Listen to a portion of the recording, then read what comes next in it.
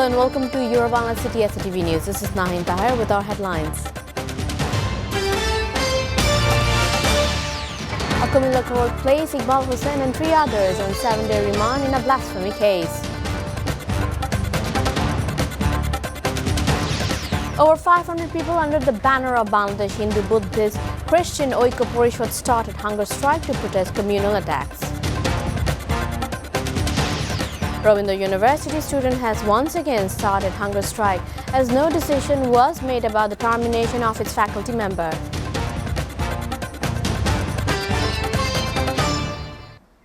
A communal court today placed Iqbal Hussain and 3 others on 7-day remand in a blasphemy case. Communal Senior Judicial Magistrate Mithila Jahan Nipa passed the remand orders this afternoon.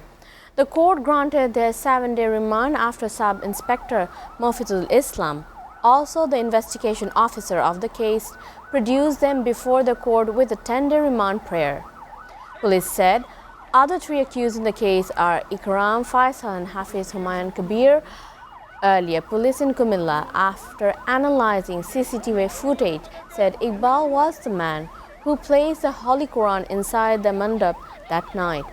Iqbal was arrested from Cox's Bazar on Thursday. Over 500 people under the banner of Bangladesh Hindu, Buddhist, Christian Oikya Porishad today started a sit-in and hunger strike in the capital in protest against the communal attacks in several districts during Durga Puja celebration. As per its earlier announcement, Oikya Porishad organized a sit-in and hunger strike in front of National Museum around 6 a.m. After the program, protesters blocked the Shahbag intersection around 11:30 a.m. for an hour. Ghulam Quddus, president of Sammilito Sanskritik Jot, said, "We strongly condemn this and demand punishment of the culprits." Meanwhile, in Borishal, Bangladesh Hindu, Buddhist, Christian Oikya Porishad's district unit and other organizations organized a demonstration on Raleigh intersection protesting the communal violence. Similarly, thousands gathered for a mass sit-in and demonstration on program in a Lalmonirhat from 6 a.m. to 12 p.m.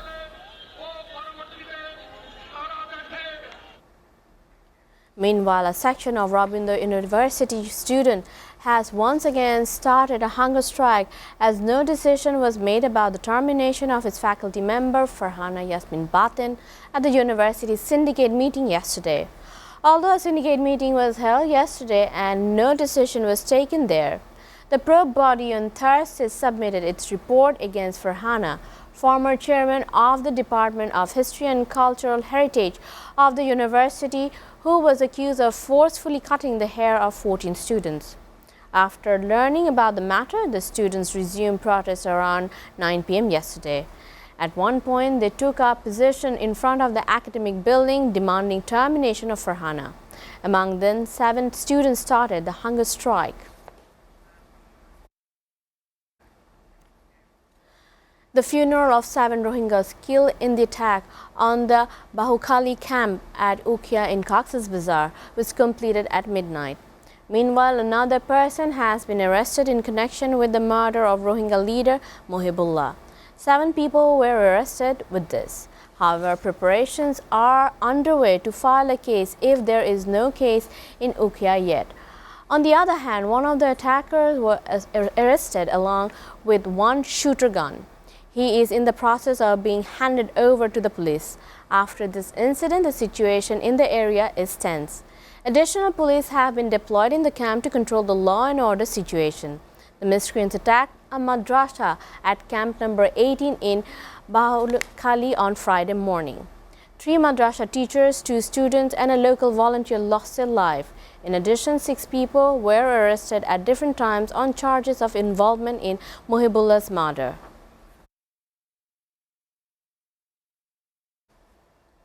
Viewers, we are taking a short break. Stay with Bangla City SATV News.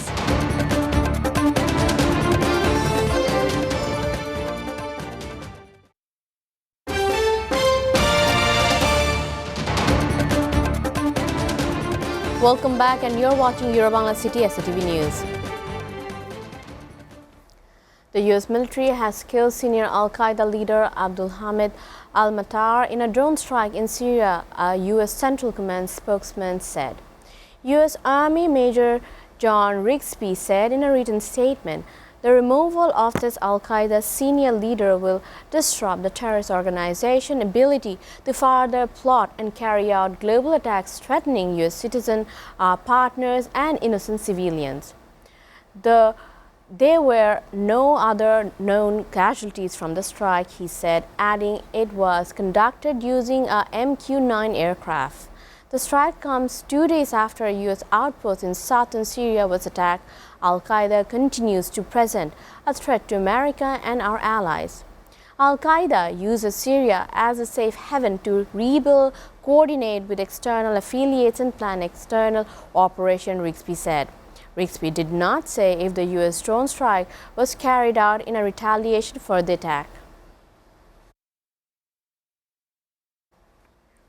Myanmar's military government has decried a decision by its Southeast Asian neighbor to invite only a non-political figure to an upcoming regional summit in a snub to the leader of the February 1st coup as a call grew for more international pressure on the coup leaders.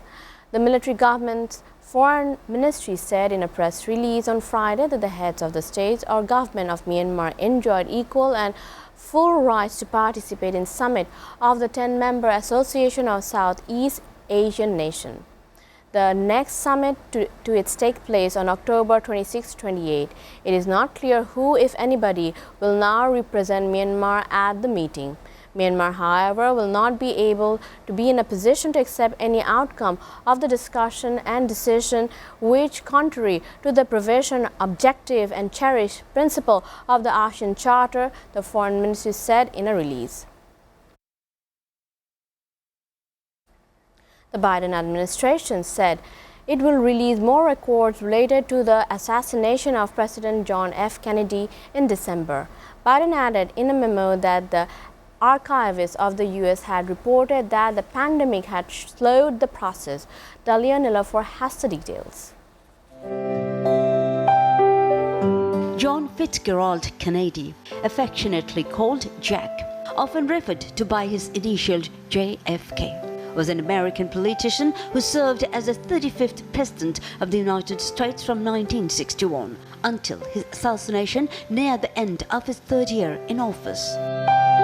Some of the information regarding Kennedy's death on November 22, 1963 remained off limits to protect against an identifiable harm to the military defense, intelligence operations, law enforcement, of the conduct of foreign relations that is of such gravity that it outweighs the public interest in disclosure, the White House said on Friday in a memorandum signed by President Joe Biden.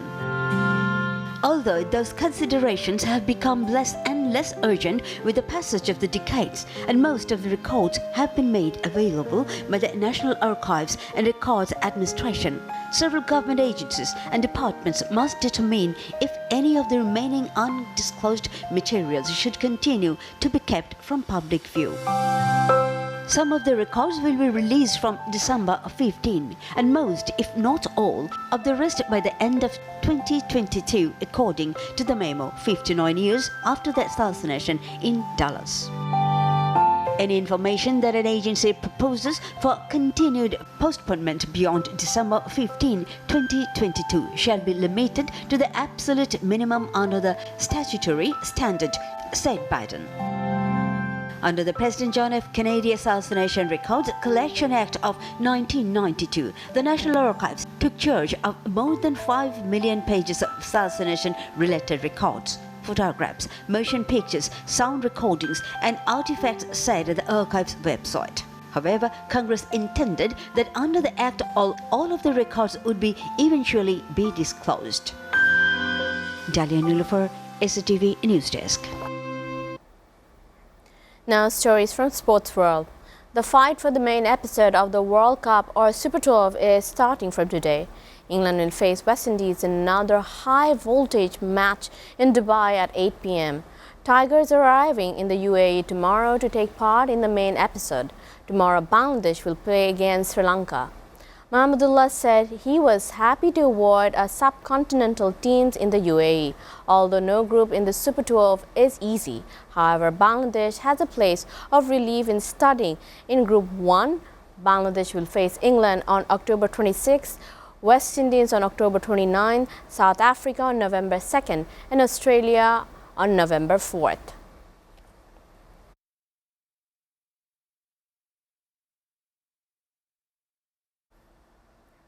Before ending, we go through the Yoruba City SATV News headlines again. A communal court placed Iqbal Hussain and 3 others on 7-day remand in a blasphemy case. Over 500 people under the banner of Bangladesh Hindu, Buddhist, Christian Oikko Porishad started hunger strike to protest communal attacks. Rabindra University student has once again started hunger strike as no decision was made about the termination of its faculty member.